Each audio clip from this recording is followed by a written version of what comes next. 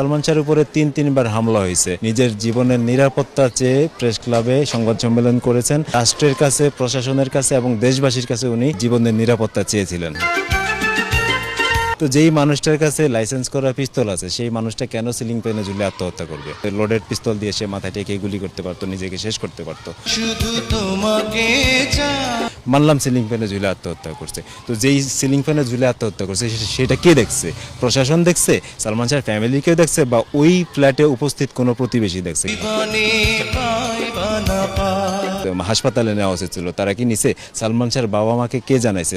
অন্য মানুষ জানাইছে। তো সালমান শাহর বাবা মা আসার পরে তারে হাসপাতালে নিল। এর ভিতরে আপনারা কি করলেন? তার পোশাক পরিবর্তন করলেন, তেল মালিশ করলেন, আরও অনেক কিছু করছেন। তো এইগুলি কেন?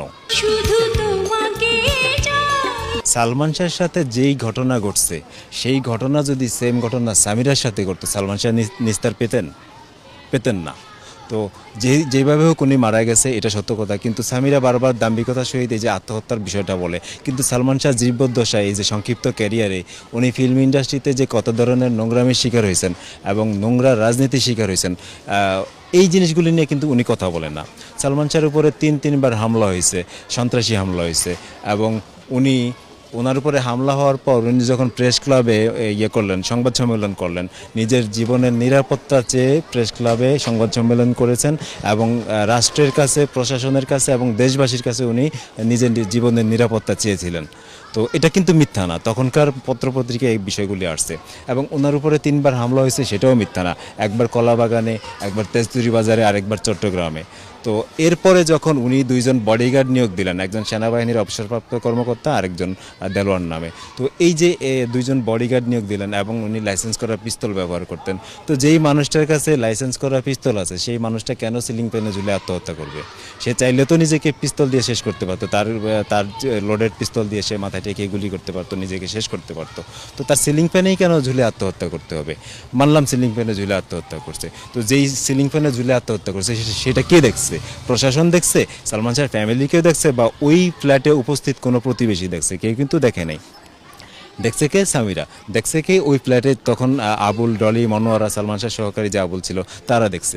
আবুল, রশিকা এটা ওইখান থেকে নামাইছে। তো এই বিষয়গুলি মানে খুব সূক্ষ্মভাবে হওয়া উচিত ছিল, প্রশাসনের সামনে হওয়া উচিত ছিল। প্রশাসন এবং সালমান শাহর ওইখান থেকে নিথর দেহ নামানোর পরে নেওয়া উচিত, হাসপাতালে নেওয়া উচিত ছিল। তারা কি নিছে? সালমান শাহর বাবা মাকে কে জানাইছে?